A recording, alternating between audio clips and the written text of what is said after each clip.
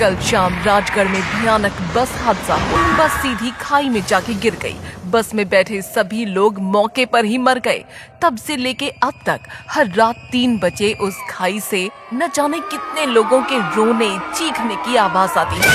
आसपास गांव वाले डर चुके हैं, कोई भी रात में अकेला नहीं निकलता। पर तभी एक अनजान शहरी आदमी राघव उस रास्ते से अपनी कार में निकल रहा था।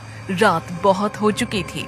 जैसे ही उसकी गाड़ी गांव के पुल के नजदीक आई, उसे अचानक सामने से एक बस आती दिखाई दी। राघव ने तेजी से स्टीयरिंग घुमा दी और कार एक पेड़ से जा भिड़ी।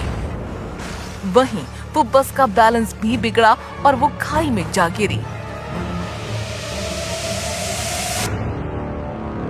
राघव जैसे तैसे कार से बाहर निकलकर पीछे मुड़कर देखता है तो उसे दूर दूर तक कुछ नहीं दिखाई देता।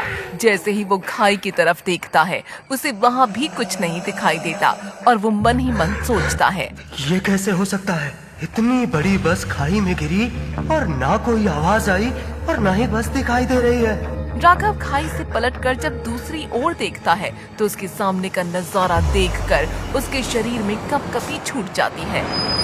सामने वो बस खड़ी होती है और उस बस में बैठे सभी लोग उस कार वाले को देख रहे होते हैं। बस में मौजूद सबकी आंखें सफेद होती हैं और सब एक साथ बस उस कार वाले को ही घूरे जा रहे होते हैं। वो चीखने की कोशिश करता है पर उसके मुंह से आवाज नहीं निकलती। वो वहाँ से भागने की कोशिश करता है पर उसके पैर वहीं जम जाते हैं। तभी उसके पीछे से कोई उसे पकड़ता है। राघव तुरंत मुड़कर देखता है तो वहाँ कोई था। अरे भाई साहब, इतनी रात को यहाँ क्या कर रहे हो? राघव की जान में जान आती है और फिर से बस की ओर मुड़कर वो देखता है पर वहाँ कुछ भी नहीं था। मानो जैसे वो खुली आंखों से एक भयानक सपना देख रहा हो। गांव वाला फिर राघव की मदद करता है और राघव अपनी कार में बैठकर वहाँ से सीधा अपने दोस्त नवीन के घर चला जाता है। ये भयानक रात वो कभी नहीं भूल सकता। उस बस में बैठे एक एक चेहरे को वो कभी नहीं भूल पाएगा। इस डर के साथ जैसे ही वो नवीन के घर की डोरबेल बजाता है, दरवाजा नवीन की बीवी मनीषा खोलती है। जैसे ही राघव की नजर मनीषा पर पड़ती है, उसे जोर का झटका लग जाता है। उसके हाथ पांव फूल जाते हैं। नवीन तुरंत वहां पहुंचकर अपने दोस्त को संभालने की कोशिश करता है पर राघव हकलाता हुआ बस यही कहता रहता है, बस बस बस हादसा, ये वही थी। इतना कह के राघव को तेज हार्ट अटैक आता है और वो नवीन के हाथों में ही दम तोड़ देता है। और ये सब देखते हुए मनीषा के चेहरे पर एक मुस्कान आती है, मानो जैसे कोई बड़ा राज पर्दाफाश होते होते रह गया। नवीन तुरंत राघव को लेके नजदीकी हॉस्पिटल ले जाता है। जैसे ही वो उसे इमरजेंसी वार्ड में लेकर जाता है, डॉक्टर राघव की नब्ज पकड़कर उसे मुर्दा घोषित कर देते हैं। तभी नवीन मन ही मन कहता है, आखिर राघव को अचानक क्या हुआ?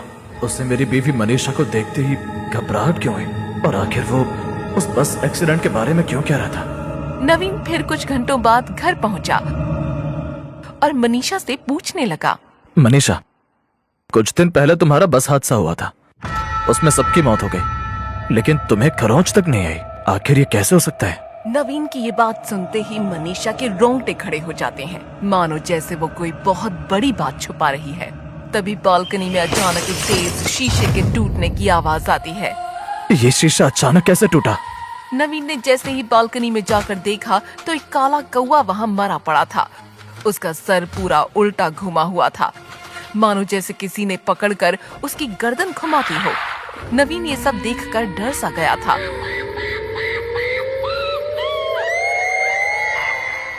कि तभी उसने मनीषा की ओर देखा। मनीषा उस कौवे को ही देखे जा रही थी, मानो जैसे वो कहीं खो गई हो।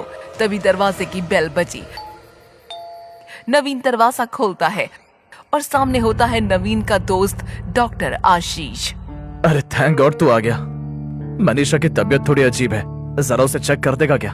ये बात सुनते ही मनीषा की आंखें गुस्से से लाल हो गईं, मानो जैसे वो चाहती ही ना हो कि कोई भी उसे छुए, पर मजबूरी से उसे उस डॉक्टर के साथ बैठना पड़ा। और तभी डॉक्टर आशीष मनीषा का हाथ पकड़ उसकी नब्ज चेक करने लगता है, पर आशीष को मनीषा के हाथ में नब्ज ही नहीं मिली। डॉक्टर आशीष को तेज शॉक लगा। तभी उसने अपना स्टेथोस्कोप निकालकर मनीषा के दिल की धड़कन चेक की।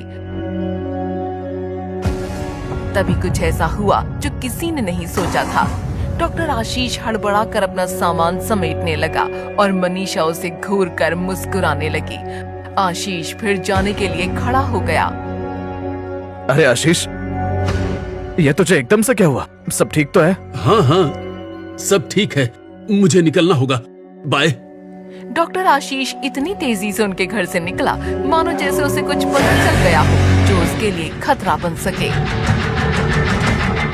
डॉक्टर आशीष अपनी कार स्पीड में दौड़ा के उनके घर से बहुत दूर निकल जाता है और रास्ते से फिर नवीन को फोन लगाता है। जैसे ही नवीन फोन उठाता है, आशीष घबराहट के मारे चिल्लाकर कहता है, नवीन, जितनी जल्दी हो सके उस घर से बाहर निकल और भाग जा।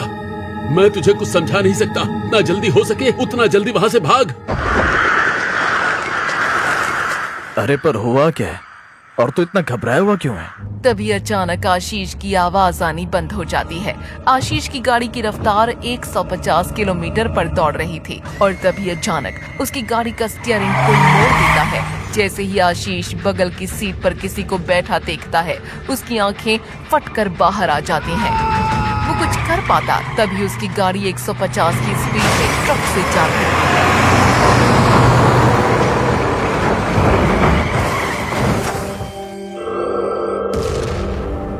आखिर किसको देखा आशीष ने अपनी बगल वाली सीट पर, और आखिर क्या राज बताना चाहता था आशीष नवीन को, और क्यों हंस पड़ी मनीषा राघव की मौत पर? क्या रिश्ता था मनीषा का उस बस हादसे से?